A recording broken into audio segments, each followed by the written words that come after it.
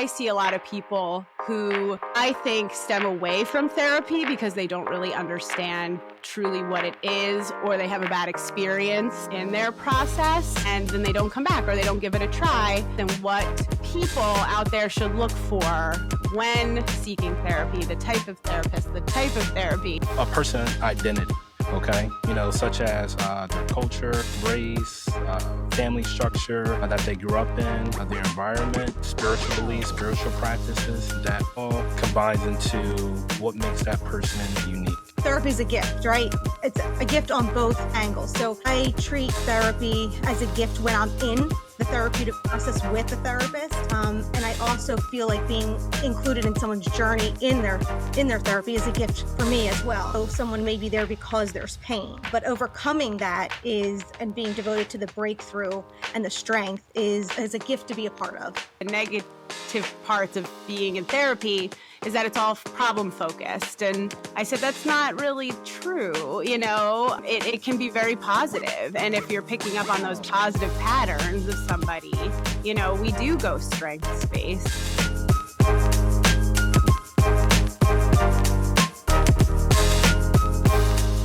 All right. So welcome back to the Let's Talk Perspective podcast. This is our new season relaunch. We are going to be focusing on topics with wellness, mental health wellness, physical wellness, spiritual wellness, and just wellness as a whole. The focus is on perspective. So exploring the perspectives of everybody here, everybody we have on. My name is Kelly Baker. I am a licensed therapist in the state of New Jersey, and I have a private practice called Perspective Counseling and Wellness, which Kevin works with me, my friend Kevin English over here, who I will introduce. And today we're going to actually just talk on the topic of therapy. So I have two people who will be co-hosting with me regularly, hopefully, and we'll have other guests on and we'll do topics, but I would like to introduce them.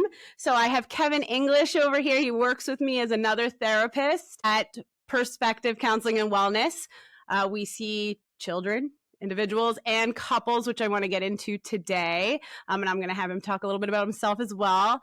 But I also have here Nicole DeLuca, who is another licensed therapist and program director in the community mental health field. So they are both here with me, all of us here as professionals. And we are actually going to break down the topic of therapy as a whole. Our different perspectives on what therapy is, what it means to us, because I see a lot of people who I think stem away from therapy because they don't really understand truly what it is, or they have a bad experience in their process and then they don't come back or they don't give it a try. So I really wanted today to just simplify what therapy means to us and what people out there should look for when seeking therapy, the type of therapist, the type of therapy. I am going to start with the three of us, if you guys are okay, breaking down our different perspectives on what therapy is, because what it means to me might mean different to you. So Kevin, is it okay if I start with you? What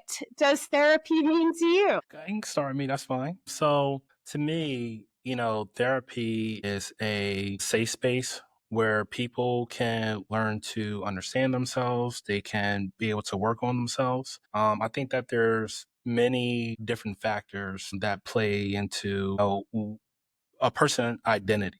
Okay, such as their culture, race, family structure that they grew up in, their environment, spiritual beliefs, spiritual practices, that all combines into what makes that person unique. I also think that those things shape people and who they are. And when you go to therapy, I believe you should be able to work on different behaviors, that might be, hindering you, that no longer serves you anymore. And that might be causing barriers in different relationships. So whether that is a romantic relationship, family relationship with siblings or cousins, or even with your children, when you notice like certain behaviors that are causing conflict, therapy is a good place to be able to work on those things. Once you have the awareness of the different problems that you're trying to work on, I believe that's when you can have effective strategies that could be developed to help improve overall well-being.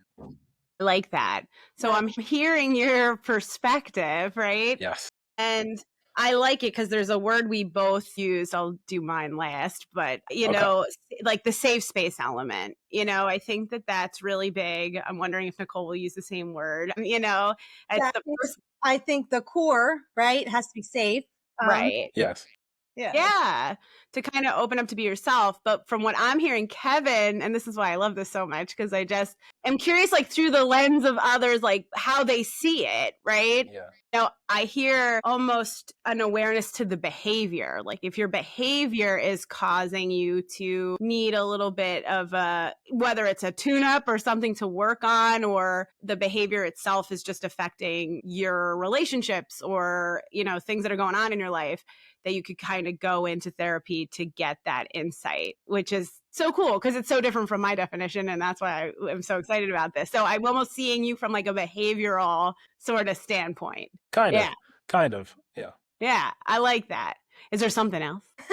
Well, one of the You things said that kind of, so maybe I missed something. Yeah. No. For the most part, like you have it. I just think that sometimes, and this is why I do the psychoanalytical, like approach, is because I think that sometimes we could subconsciously be doing things and have no idea like why we're doing them. Or, our body might be, triggered by something. In class, in my master's program, we have to read the body keeps the score, so kind of understanding like why your body might be reacting to a certain thing that might happen, whether it's through your senses, and being able to understand that and to dive into that. So this way, again, a person can be able to work on those different things, whether it is different coping skills that can help the body and help manage and regulate those emotions better. Is the type of approach or that's what I'm speaking of. So it don't always have to be behavioral, but it could be, anything that is, subconsciously that's happening, that we're trying to bring to the conscious. I know of a term that you use, so I'm using your term back at you, but I'm taking from what you're saying, which I loved that description. I would like to just bubble it and put it somewhere, which I guess will happen from this podcast episode. But, is that you are talking about like bringing awareness to people. And I know you've Yes. talked about the use of immediacy. So, Yes. when you're sitting, right? So when you're sitting and in the session, bringing awareness to, hey, do you realize you just did that? Hey, do you know that like there is this like subconscious element of things? And psychoanalysis it's a focus on patterns and the past. And I do think that that's an important part, which I'll talk more about later, but I love the description. So it's not just the behavioral element, but the awareness to those patterns I'm hearing. Yeah, I love and that's that. the most important piece. Yes. The most important piece. They're so good. Great. I love your perspective, Kevin. That was great. And Nicole, how about you? I'm so excited. I'm so excited. What does therapy mean to you? So, I feel like therapy is a gift, right? It's a gift on both angles. So I treat therapy as a gift when I'm in the therapeutic process with the therapist. And I also feel like being included in someone's journey in their therapy is a gift for me as well. And I don't like necessarily how people just assume you're there because you're broken, right? Yeah. That it doesn't have to be in a space of negativity, right? So it's a space where like, we're growing. Someone might be stuck in a phase or a stage. And it's really just like moving one person from one place to another. And therapy is beautiful and it's positive. And I know that, someone may be there because there's pain, right? But overcoming that and being devoted to the breakthrough and the strength is a gift to be a part of. Right. I love that description too, because I forget who it was, but there was some post on somebody who wasn't even a therapist talking about the negative parts of being in therapy is that it's all problem focused. And I said, that's not really true. It can be very positive. And if you're picking up on those positive patterns of somebody, we do go strengths based, and we also give space for, negative things also. But I like what you mentioned about being stuck. I agree with that. I think people too have this idea that therapy means I'm crazy, or I have to go if it's an extreme thing. And I had somebody in private practice who told me she didn't want to come to therapy because she thought it would actually give life to something she didn't want to give life to, but then she was getting chronically ill. She was just suppressing it and internalizing it. So, I think therapy is so positive in that regard, because you're working through something that maybe just hasn't felt right. You felt stuck. I agree with you. It's a privilege, I think, to be the person holding that space and to have someone trust you on that journey, and also to be in therapy yourself. Because I think we all are therapists who believe in being in therapy. I think it should be honestly a requirement. Yes. Too many don't, right? But that's a problem. Like, I don't understand that. I don't either. That some therapists, I'm good. I don't need a therapist. We go through a lot. Sometimes we need our own space. Right. For someone to hold space for us. Yeah. And then two, it also continues to help us with our our bias to be able to be the best clinician that we need to be for our clients. I agree with that. I'm concerned of the people I've known of therapists who do not go to therapy at all. I've never been in therapy. And I think sometimes that's when you fall into that category of somebody wants to be the therapist and not the client, but then they lack insight. So you end up, that's where all that transference and countertransference comes into play, because then things will set you off with clients that just remind you of something, and all of a sudden you're treating that person as such. So I don't get it either. I feel like it's just good. And we should just keep growing. I think our personal growth that's where this is such a different field than maybe other healthcare fields. We have to keep growing with the profession, personally and professionally, I believe. Yeah. I also think we're not immune to emotional distress just because that's our profession. Honestly, being in the client seat just allows us to, again, just feel what it feels like, and be able to, I guess, have empathy, right? It kind of just builds on our own empathy of what it's like to be vulnerable, and that there's difficult things that it's difficult. It's not easy. Actually, love that this came up, because I don't think this wasn't on my written agenda today, but you brought up something that I know, and I'm sure, Nicole, you get this too from people when you do supervision with people, is people will have these personal moments, other counselors, clinicians, and they'll say, how can I be a good counselor if I'm dealing with this issue? And I agree. I think we are great counselors, therapists, because we've fallen down and fall down multiple times in our life and get back up over and over again, and have been through that personally as well. So I don't think the idea is that we're the perfect people sitting in a chair, right? I think, Kevin, you may have said this to me in regards to something personal, is that it's only going to make you better because we are going to further want to understand it. And then, be able to hold that space even stronger and say, hey, personally and professionally, this is that recovery process, and do it even more so because you were sitting in the client seat. And I know psychoanalysis has you, we talked about psychoanalysis, which I also love and huge fan. So, but they sit in the chair, the big Freudian chair, and they have to explore their neuroses, to experience that fully, and to go into that, I think makes the therapist only that much stronger, because they really can pick up then on that empathy and that understanding differently. Yeah, I don't think you have to be the perfect person, right, to be here and be like, Buddhas, I figured out life and now I will guide you. I think it's an ongoing process, and we get better as we get older, as long as we're still open, that we're still teachable through the whole thing. Yeah. That's good. These are good. I'm really excited. So But this is what it's all about, is breaking it down, because people, again, they may have a different idea of it.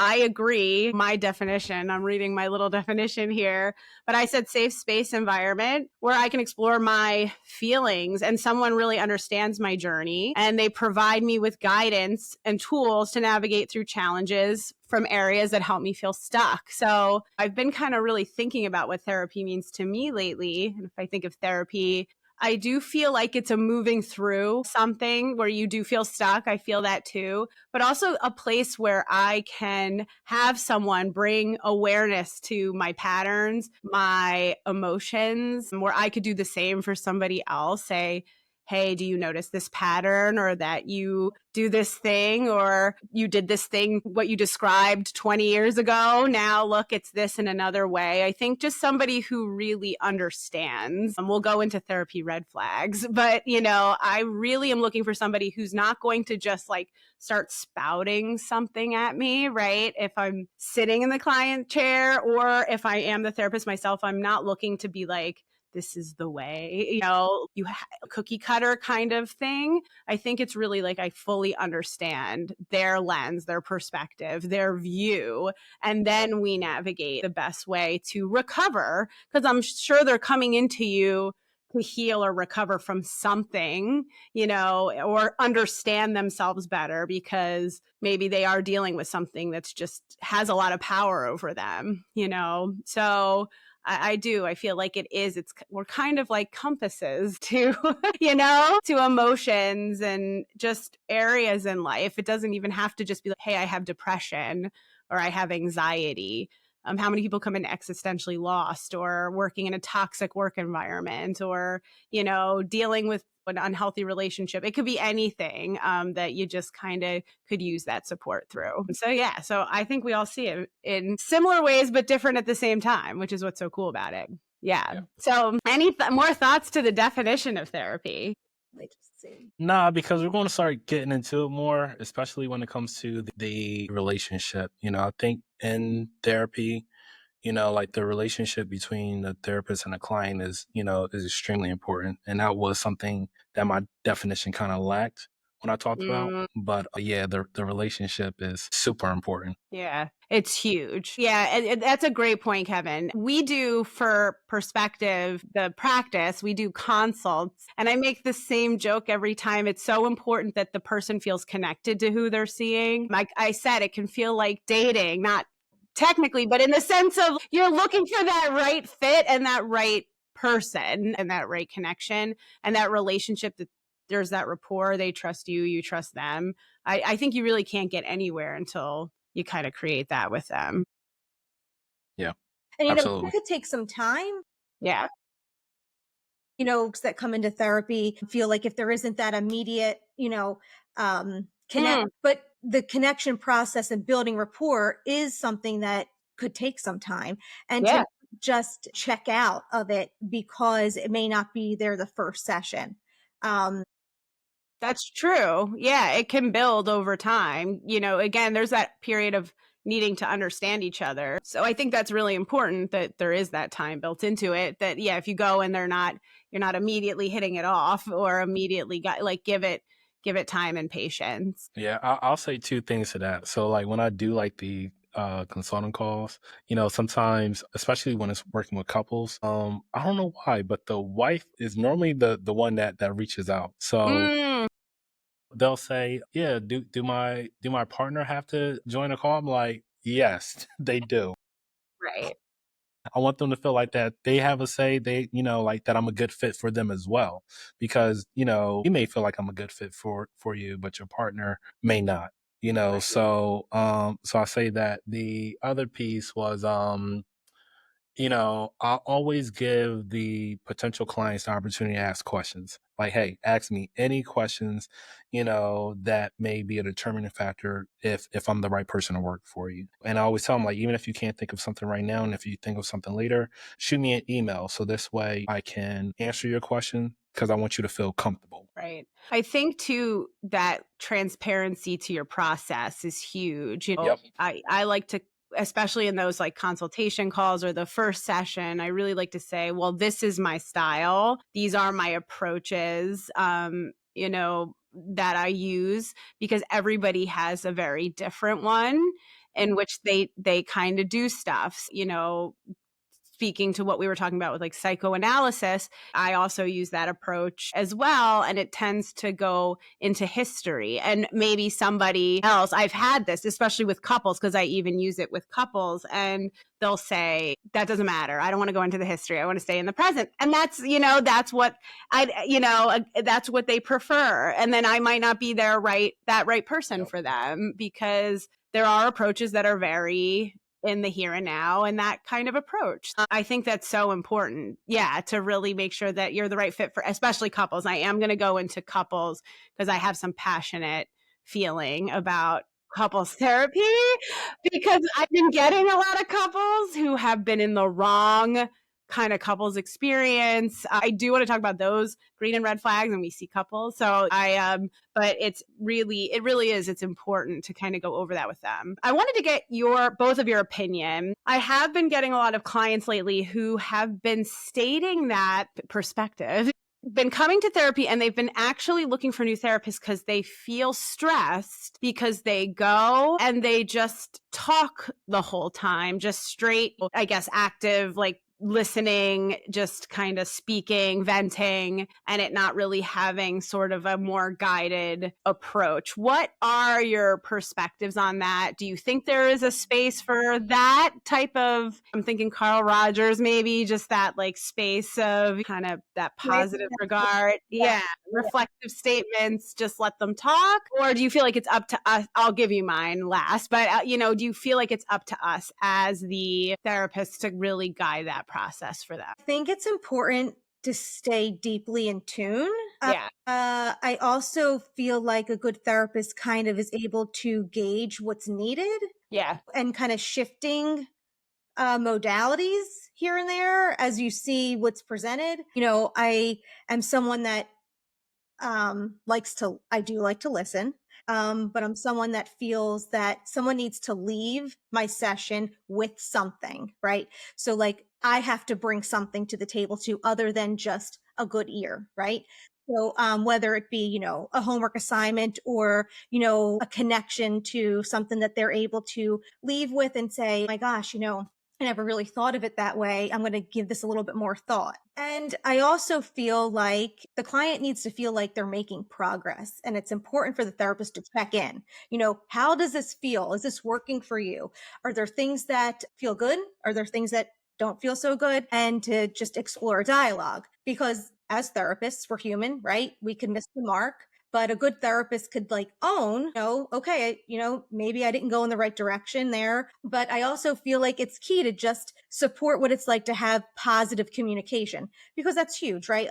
Lots of people have conflict because they don't know how to articulate what the problem is or how to bring it up without it making it feel like this doesn't feel good, right? So, that just encourages that good communication. And it's okay for us to have this back and forth of what's working, what's not working. My feelings won't be hurt. It's just going to help me redirect it in a different place. Yeah.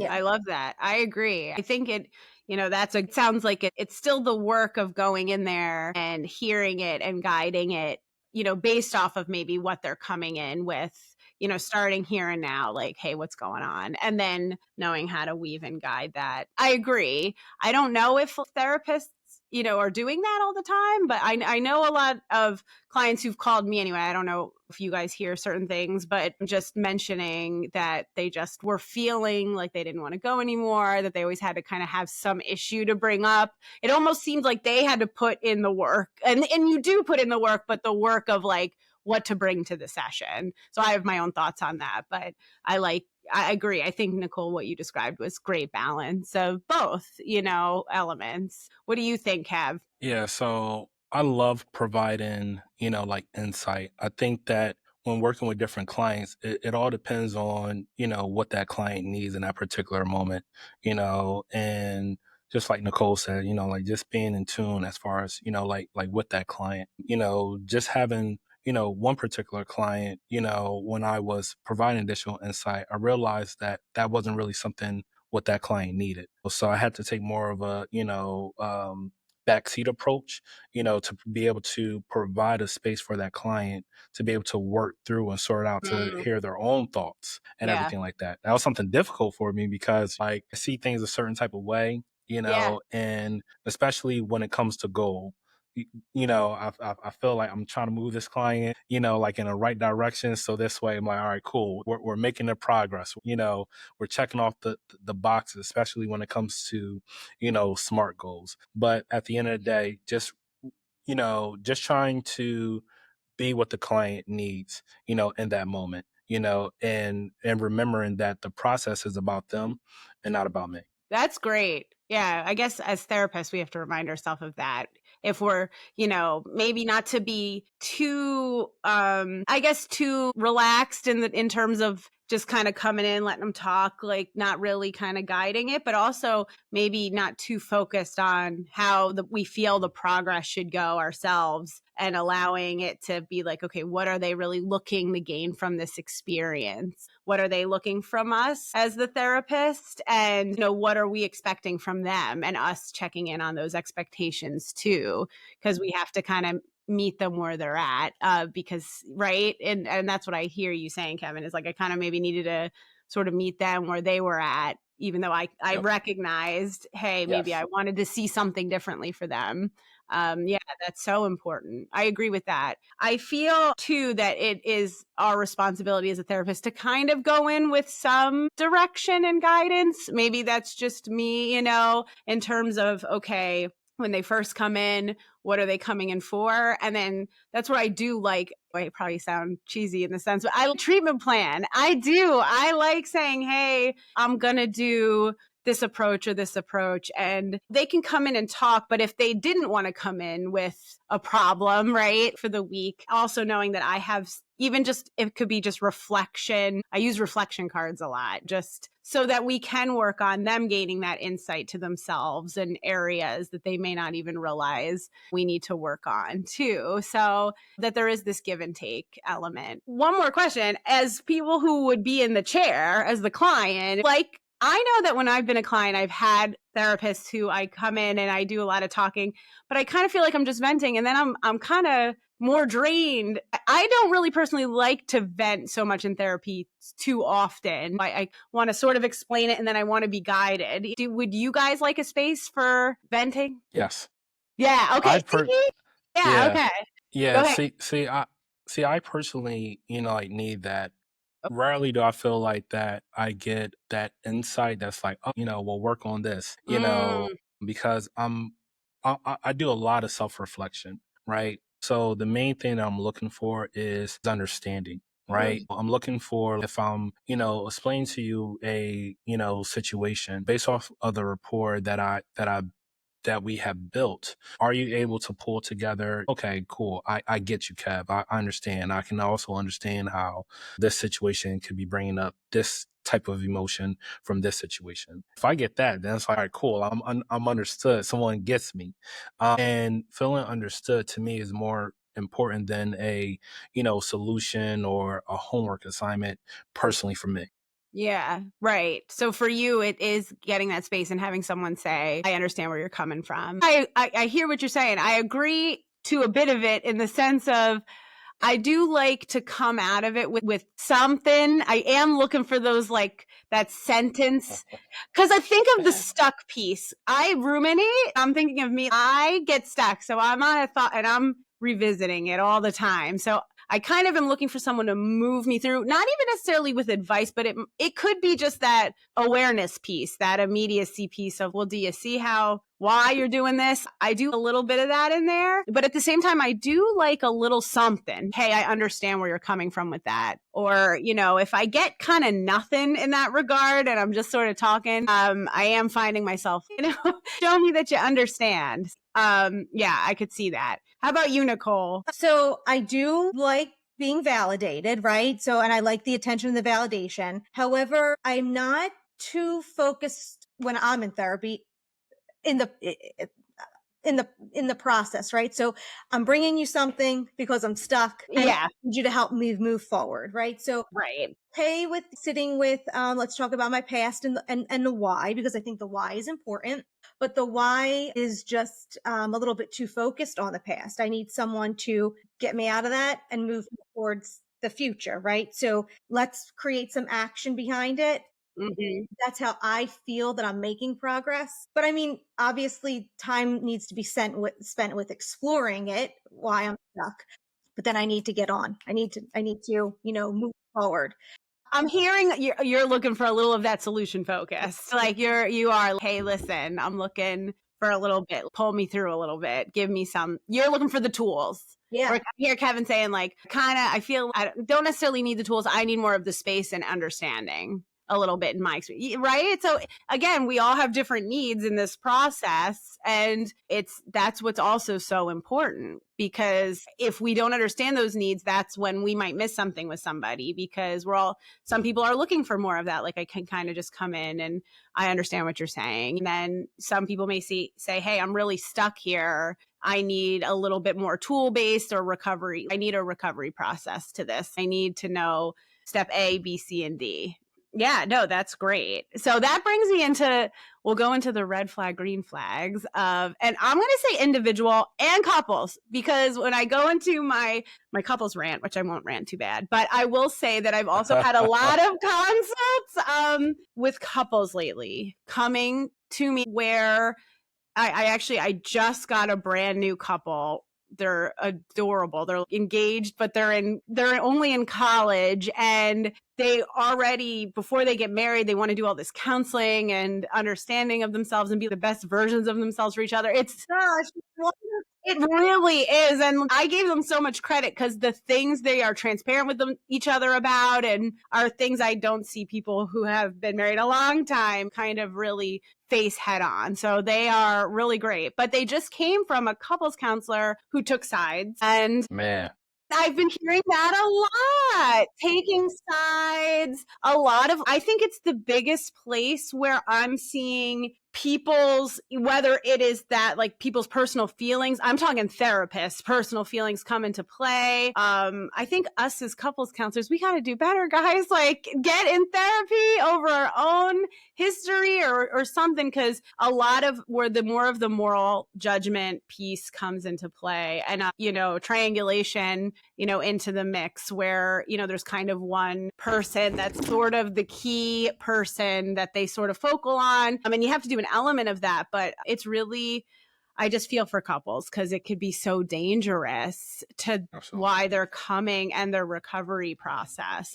I'll state one of my red flags and I'll let us kind of go, is for me is judgment of any kind. Too much moral, this is right, this is wrong, she's right. Now I'm back in the couples world, but he's wrong, what you did was right, what you did was wrong. I'm not saying you can't bring awareness to maybe how a person could do something better, but I just feel we have to be careful as therapists. This is me personally, of who's saying it's right or wrong. Where are we gaining that from? What, where's the rule book? I just think that that's really important. Is it wrong because it's affecting their life? And could we just bring awareness to that pattern or how that is hurting their ability to meet their needs, like you mentioned, Kevin? Or are we saying it's right or wrong because of our own life experiences? So for me, that judgment and moral aspect to the process is a red flag for me. Yes. To me, for individual purposes, and this can also fit with couples, but I think, again, lack of understanding. If I am, let's just use me, right? If I'm going to, to therapy, and if they do not understand my, cultural background, such as, being a Black man in America, understanding, microaggressions that I might, face, understanding how, there could be, generational trauma that could be, passed on, that, that is impacting me, or that is affecting me. If I'm using language that they, might not be familiar with, such as we have this thing, if you have a piercing or a hole in your ear, you can see ghosts or something like that. But if I'm having these conversations with the therapist and they don't understand my culture, then to me, that can be a problem. So lack of understanding to me is a red flag. And going into the couples piece, I think that a counselor who cannot, properly referee when things get, intense Yeah. and everything like that, that is a, red flag, or a person who allows one partner to, get more licks in or shots in Yeah. and everything like that Mhm. than the other. To me, like, I think that that's a red flag. I love confrontation. So when it comes to having to confront, someone, whether that is, like a couple, to be able to point out, hey, that went against, the ground rules that we already established. Like, I don't mind doing that. But some counselor may feel intimidated by that. Like, oh, I don't Right. want to say the wrong thing, especially if you have a, client who is more sensitive. They could shy away from saying things because they don't want to set that client off. Yeah. Yeah. So I feel like especially males tend to, I've seen a lot, like have a lot of fear going into couples work because just of fear that the woman will be immediately sort of backed or and again, us, as I'm just speaking as females, have to be aware of that too, because we naturally think female brained. I mean, and Kevin too, just having male and female, having to really balance both that feminine and male, it's tough. And I like the word referee. I feel when I'm thinking of I'm going back to couples, we're translators, we're yep, mediators, yep. we're trying to help two people who are speaking, they think they're speaking the same language, but because of their history and their past and their perspectives and experiences are not speaking the same language. So we're helping them navigate that. So there's really not, you're right, you're right, you're right, tally mark. It's more so, do you hear what she's saying? Can we make space for her emotion versus, and then, hey, can we make space for his emotion? And can we empathize and validate that?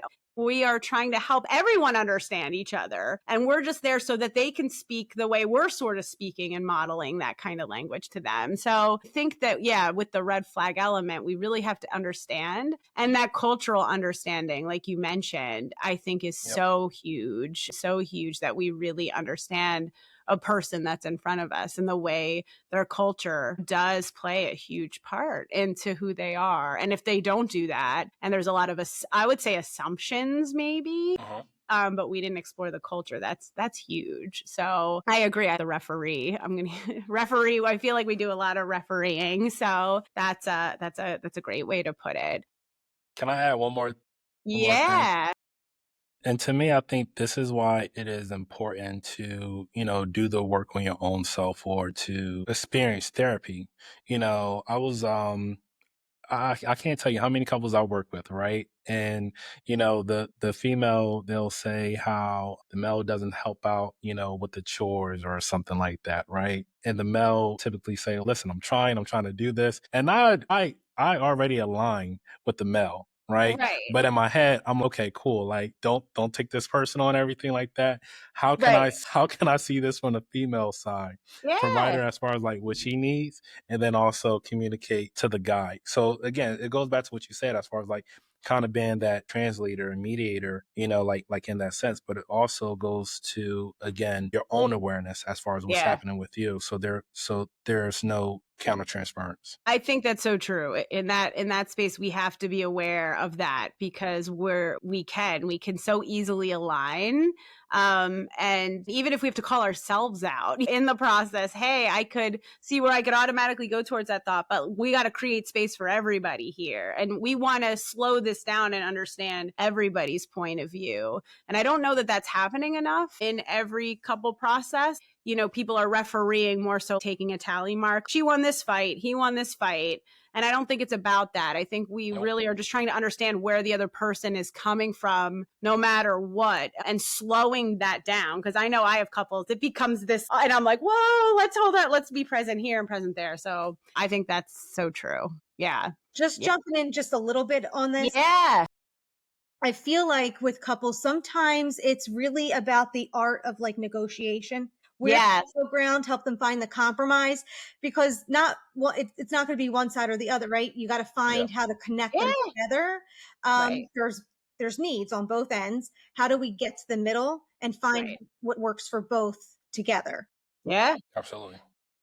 For me, it's about where's the compromise. The compromise is where the solution is. Yeah, absolutely. Compromise. That's huge. That's the overall goal. Is there a way we can meet each other in the middle? And I agree. Again, it's not just about who's right. It's kind of about what's right for the relationship at the end of the day, right? So yeah, I think we definitely are preparing the people, right? If you're looking for couples therapy.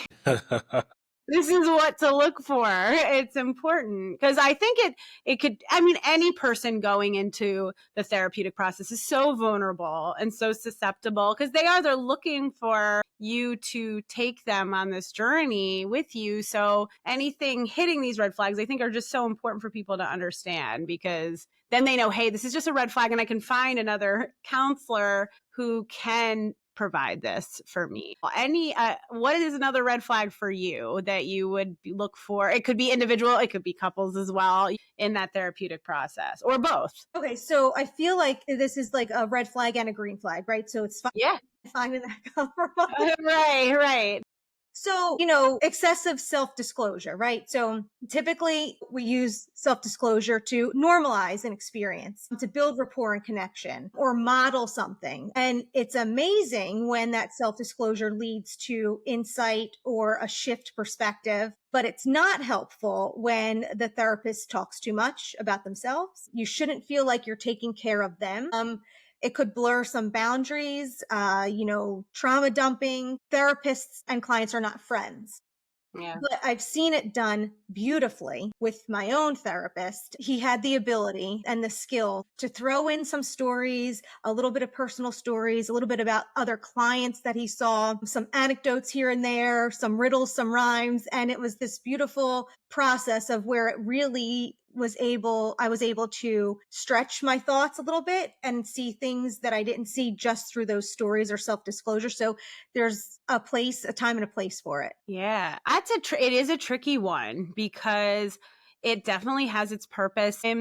You have people who are coming in who I know who may feel nervous about the therapy process or like, is something wrong with me because I'm in therapy? And sometimes I'll use self-disclosure. Hey, I've been in therapy. And then they're like, oh, really? And they feel calmer, knowing how to use it to kind of move them along or tie in a point or say they're not alone in something, but then knowing where it's kind of taking it a little too far, right? And I agree. This is where I think counseling is truly an art because there's an art to it. It's using it to kind of really hone something in and say, hey, I'm in this club with you and I can help recover you in this process because of that. Or, hey, I have a story of another client that I saw that went through something like this, but then maybe not spending too much time on the story and because then you don't want to take time away from their talking. So it's just enough to help move them along. And it really is an art. And I think as the client, if you're sitting there like, this story is great, it's help. Like I know Nicole and I have seen a similar therapist, so I know, and what he does, and he does it beautifully where it's, wow, that really just nailed in that point and in the right way. But I've been in other situations where I'm like, I don't know where this is going. And it doesn't even apply to what I'm talking about. And the person is so in their own story that they're not even picking up on what's going on with me. I'm shut down. So it's an art. But I think if you're the client, it's just whether that self-disclosure from that therapist is actually helping your process or hindering it. So trust that inner voice, I think, so that's a really good one, that self-disclosure, because I know I utilize it. Do you guys utilize it? Yeah, for sure. Yeah. Yes. Yeah. I give myself a minute max. I try to get in and I try to get out. I Right. don't always use a minute. It might could be 15 seconds, 10 Right. seconds, Yeah. but I'm in it. I'm in and out. Yeah. I think as the therapist, it's kind of, we got to dip in and dip out. You can't stay swimming too long or we're drowning. You got to go in and out real quick, because otherwise you're just taking up space, and that's a problem. There we go. Yep. Yeah. I think that just a therapist red flag is that they're not picking up on your thoughts, feelings, and emotions in the therapy session. Just if I'm feeling like I'm shut down or I'm experiencing something and they're kind of not really seeing that or sensing it, or they're telling me I'm feeling things I'm not feeling. Again, I feel that inner voice kind of comes in that goes to that lack of understanding and probably lack of empathy. I think empathy is just really important to really be able to say, hey, I really empathize with that situation, and really kind of see who they're sitting with in that process. So I think that's another just big red flag. If a therapist lacks empathy, they're harmful. Yes, absolutely. Extremely. And sadly it does happen. And that is, and compassion, but it's, you got to have empathy. I don't think it's the right field for Well, you. it speaks to the safe space that we all said that was our main definition of therapy, right? So if there's no empathy, where's the safe space, right? Right. You're not seen, you're not understood. Yeah. Yeah. Yeah. Seen. I think that's a green flag. That's my biggest green flag. Do you see me? If you see me, then we're really in the good thing here of what's going on. Really seeing the person and seeing them in Absolutely. their pain. Absolutely. I think that's what people are looking to be moved through. Like, do you see me in my pain? Because maybe no one has in their whole life for whatever reason. There's the obvious red flags, just lack of boundaries and complete unprofessionalism as a whole. But any other red flags, Nicole and Kevin, that you guys kind of came up with that you try not to embody and you would look for in another therapist? I guess like maybe just speaking more towards unprofessional behavior and what that looks like. So Yeah. I mean, your therapist needs to treat you well, respecting your time, not running late, Right. answering or returning phone calls and emails, not canceling sessions without notice. You have as a therapist, you have a responsibility to model Right. good behavior, and it starts there. You should never feel manipulated or discriminated or abused. Yeah. Yeah, great points, because people may not know that. They may think, again, therapists, you're in a place of technically power. So they may think this is how it's supposed to be. This is what I should, and it's important that you're able to go in and boundaries are discussed. And Kevin talked about the relationship. The relationship should be talked about at the start of your session, what that's going to look like, what that process is. Yeah. And modeling is huge because, we should treat people with respect and their time. It's such a privilege for people Absolutely. to be there. So I feel like we have really important jobs for people who are vulnerable coming to this process. So I feel passionately about this topic extremely. And I just think it's a good, thing for people to look out for. I'm trying to think of any other red flags. I don't know if I have any other ones. I mean, maybe along the lines of not, we're honest people, right?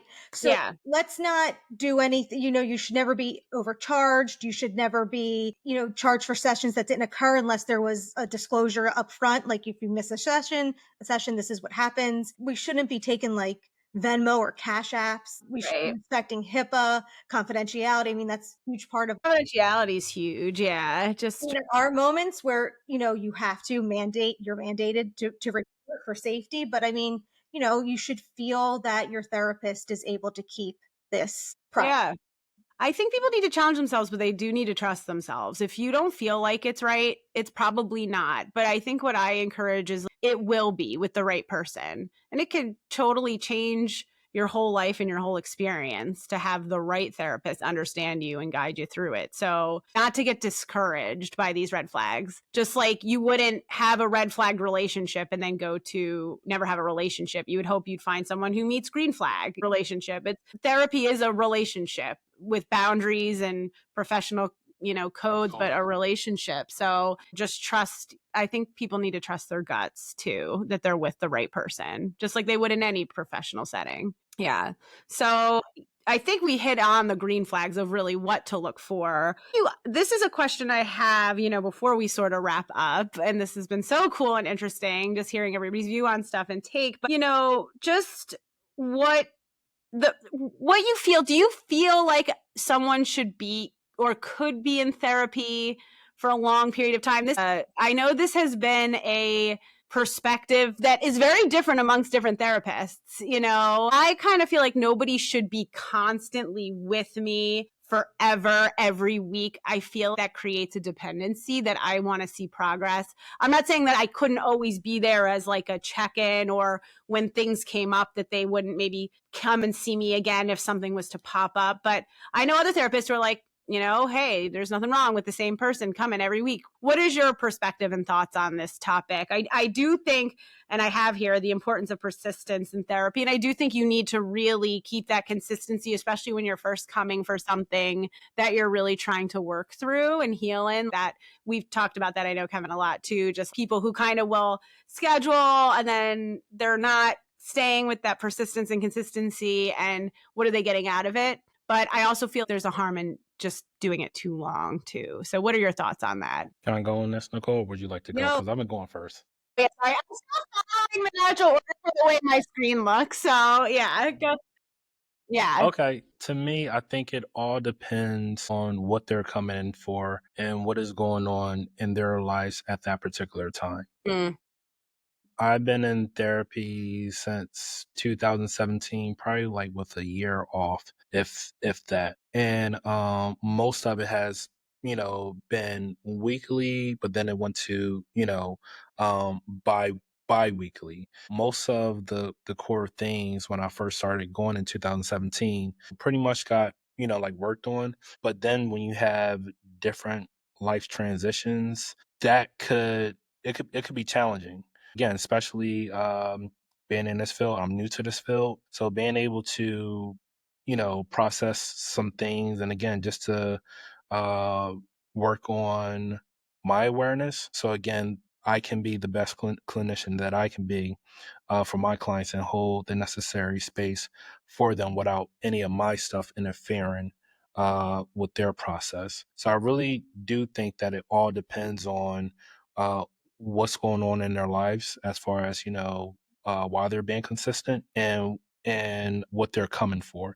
And I think if it's what do you call that, a lot of anxiety things and not having ways to like regulate their own emotions and everything like that, then I think that that's something a little different, because we should be able to give our clients the tools so this way they can have that, self efficacy, of being able to, okay, I know that there are going to be moments of disappointments. I know that there are going to be moments that I'm going to have to, confront some things and be uncomfortable. What can I use in this moment that can help regulate, my body, whether that is simple breathing techniques or, meditating or grounding, because I believe in empowering the clients that I work with. So this way that they don't need me and that they don't need to see me. I always tell my clients, during their first session, my goal is to humbly get rid of you, not in a bad way, but,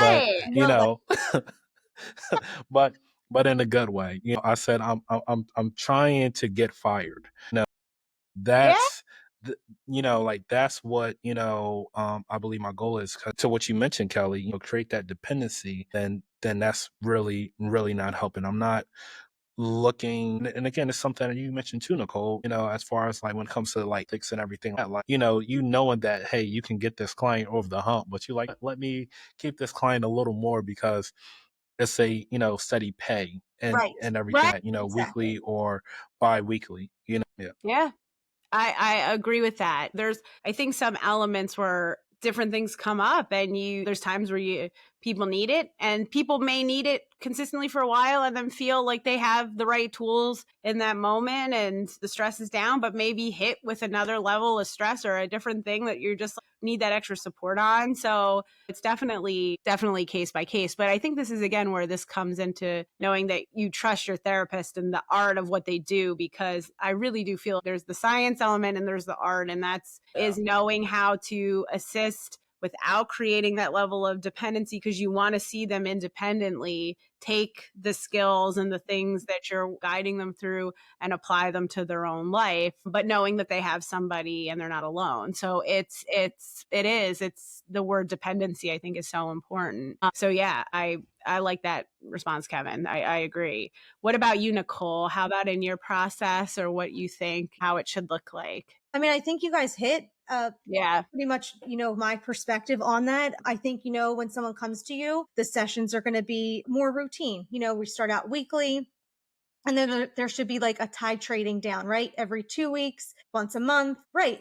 You're here with me to focus on something and to find the solution to something, and to go and show what you've got, because they do have the skills to overcome these things, right? They just needed us to kind of help be their cheerleader, their coach, their whatever it was. So go out and practice those. Know that I'm here. I will always be here, and to cycle in and out. That's fine. No problems with that. I noticed for me personally, I didn't have this issue so much with clients, but as a supervisor, I had to really explore this piece, helping the supervisory process of other counselors and therapists in the field not have that dependency and feel like they could grow as clinicians without this level of supervision. And I think it's so important for us as the client to be like, am I dependent? Or as the therapist to say, are they dependent, and how long is that okay? And kind of weave that in and out. So I think that's another just thing to look for and to pay attention to, be mindful of. It is so important. Yeah. So, in terms of just things to look for, I mean, I think we hit almost all of it on the head, just how important it is to have that person, that safe space person that you could go to, and that understanding and what to look for, and that there's no one size fits all therapist. There's so many different modalities. For those who don't know, that you do have people who go in and you just talk and you get that positive listening and reframing. But then there are very specific therapists that you go to that are more solution focused, and some that'll help you explore the past, and some who will help you navigate communication and family and couples work. So just there's not one size fits all treatment approach to anything health or physical wise. There's not the same for therapists. It's not usually just people coming in talking about their issues to somebody saying, okay, I hear you. It really is. It's an art, and it's a lot of work. And so make sure that you're under the right care and guidance to do it. Any other things you guys wanted to say on the therapeutic process just before we sort of wrap up? Yeah. You want to go, Nicole? No, go ahead. All right, cool. I just want to make sure I'm being a gentleman, because I don't want people to look at this podcast and they're like, why you keep going? But to me, and this is what I learned from you, Kelly, under your supervision, is I was looking, when I first started off, I was looking like, hey, I need solutions for every problem that that I'm going to be faced to be able to help clients. What's the solution for this? What's the solution, for this? And one of the, greatest things that I was able to learn from you, Kelly, sometimes, holding space is enough, right? For that client. And, to me, I think that is a green flag, that, hey, when you're at your lowest, when you're, at a, trying time in your life, like, do you have someone who's a therapist that can hold that space and be there for you? So this way you don't feel like you're alone, that even if there's no solution, such as when it comes to, to grief, there is no solution to wanting that person back. But if you are able as a clinician to be able to sit with that client in it and everything like that, so this way that they know that they're not alone, that they do have someone, to me, I think it is really important, and is a green flag. Yeah, I think the most important, it's for sure. And I think you brought up a good point. We talked about the couple's journey a lot, or even just individual journey, but there are things like grief, like recovery or trauma recovery, that we can't fix situations that happened, whether it was from a traumatic experience or from grief, but we hopefully can hold the space and say, hey, this is what the process looks like, and we're going to go through this whole journey together. And, I think that can really move people along just as effectively as saying, hey, go home and do A, B, C, D, E, F, G, right? Is just getting that hour to say, this is what it feels like. Because sometimes people just don't even know, or they have a therapist who can put words to things that they're feeling and thinking. And they're like, oh my gosh, that's exactly what it is. I've seen that moment a lot too, where they get that clicked on or that light. You get it. But no one's been able to verbalize it that way before, So I agree. If, not only should you get something out of it, but like that space being held for you and someone really saying, hey, I get that. I get where you're at and we're going to get through this, I think is the biggest piece. Yeah. How about you, Nicole? Anything else on the therapeutic process? I guess I would say for folks that are just contemplating therapy, right? So just show up for it. Why not? Just show up even when it's tough and inconvenient. There's going to be challenges in therapy. You're going to feel uncomfortable, and that's okay. That's a part of the process. And, it's easier said than done to kind of face some of those difficult, uncomfortable things, but it's small incremental steps that add up over time. And that, there's no skipping ahead to where you're healed and self-actualized, right? So, that's grit and grind, just like anything that's hard, right? And the same for therapists. New therapists aren't going to show up and skip ahead of the process of learning all these things. They're not going to just show up and be awesome and amazing. There's a process, and in that process, there's magic that you don't want to miss. You want to feel that magic happening. So yeah, and just in general, in all of what people are capable of and what people can overcome. So I believe in that, and I just enjoy watching the potential of human beings. It's incredible. It's a field I know I'm grateful to be a part of every day, to watch, Absolutely. the process and what we go through and how we connect to things and see stuff. And it's such a beautiful process. And you brought up something, Nicole, too, that I think is important to mention, is the idea with therapy too, that I forgot to mention, is that it can feel worse sometimes before it gets better. That's often the case. I say that usually at the beginning start, but just like physical therapy can kind of hurt, and other types of therapies, this kind of level of therapy is no different. Sometimes you have to face things you've not talked about, and a lot of emotions are there. And before it gets better, we kind of got to go into some of those wounds a little bit. So just stay with it, because what comes on the other side is, I think, what's so huge for people, that you could feel differently or see things in ways you didn't know you could before. So yeah, this is great. These are great perspectives.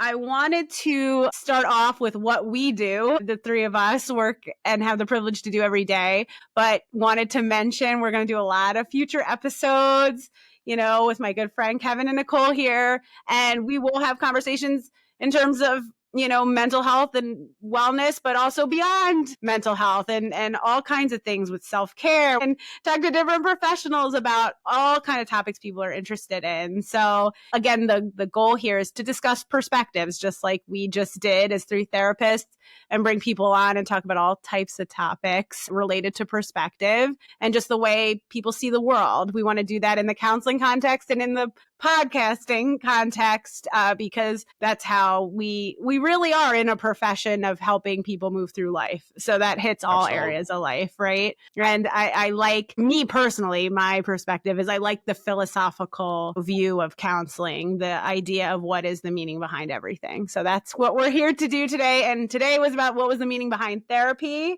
So I want to thank you both, Kevin and Nicole. Thank you so much for coming on the podcast. And I'm excited for future ones. I'm really excited. This is going to be great. Thank you. All right. Okay. Have a good one.